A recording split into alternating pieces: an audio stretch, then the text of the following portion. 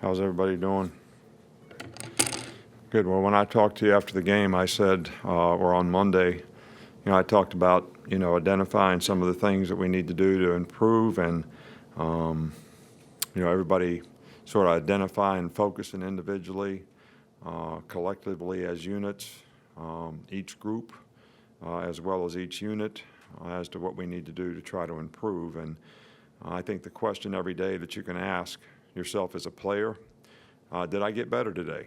Did I have the focus, the mental energy? Did I finish plays? Did I do things the way I was supposed to do them so that it gives me the opportunity to get better? And I think that if I was going to evaluate practice, I'd say we have a significant number of guys that probably did that. And I say we have a few guys that I don't know how they would answer that question. So, but it's important that we get everybody sort of buying in to doing things that way so that we can improve individually and collectively as units and groups. We've got the Coach for Cure, this week, which involves finding a cure for muscular dystrophy, which, we're very supportive of as an institution as well as individually. Nick's Kids is honoring our Teachers Excellence Award recipients at the game. Terry and I both were teachers at one time. Coaching is probably teaching. Teaching is really the ability to inspire learning. So we have a tremendous amount of respect and appreciation for people who really give their lives to trying to help other people have more success. And I know some of the people that had the greatest impact on my life were some of the teachers that I had. I mean, I still remember them in third grade, first grade, second grade, sixth grade, fifth grade. Had a lot of good ones, and I was probably pretty fortunate for that. So we're happy to be able to do that this Saturday. Coach, we'll start on the right here with Charlie. With several players around the country choosing to transfer, what does it say about Jalen's character that he's still here and willing to continue to play for you guys? Well, I think Jalen has been very, very professional about, the way he's sort of handled the situation he's in. I've said it's a unique situation. Nobody's ever been in this situation before. Won 26 games here, and now all of a sudden somebody else is playing. But what he has done is he's worked every day to try to get better. He's focusing on improving and, the value that he can get from this season because we're going to play him as much as we possibly can. He deserves to play. He's a good player. And, there may be a time in the future where, he becomes the guy if something happens. So we're not hoping for that narrative, certainly, but I think it speaks volumes of his character to stick with his teammates, be a part of his team, finish the season. And I've always said how much respect I have for both the guys. But Jalen has, and how you handle things when you're in a difficult situation, I think speaks volumes of who you are. The one thing we're all going to have in life is we're going to have a lot of problems. Life is difficult. How you handle the problems is the one thing that you can control. And I think that this is certainly an obstacle that will help him be more successful in the future, and the way he's handled it is certainly going to help him handle issues and problems that we all have in our lives in the future.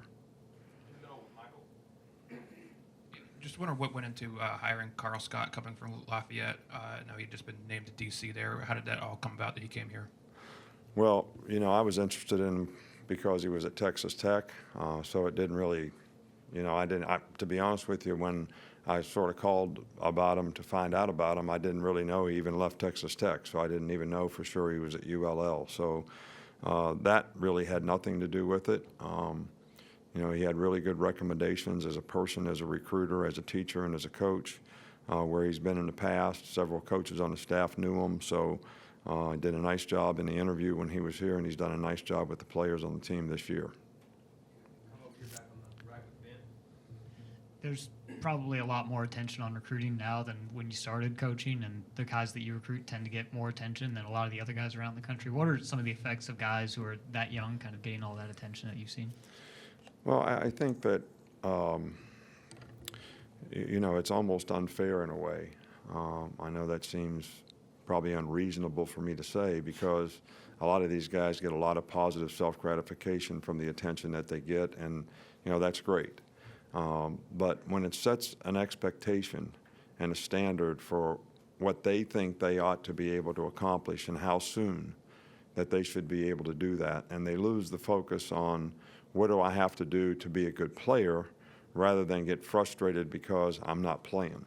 Because those things don't work in a very positive way for someone.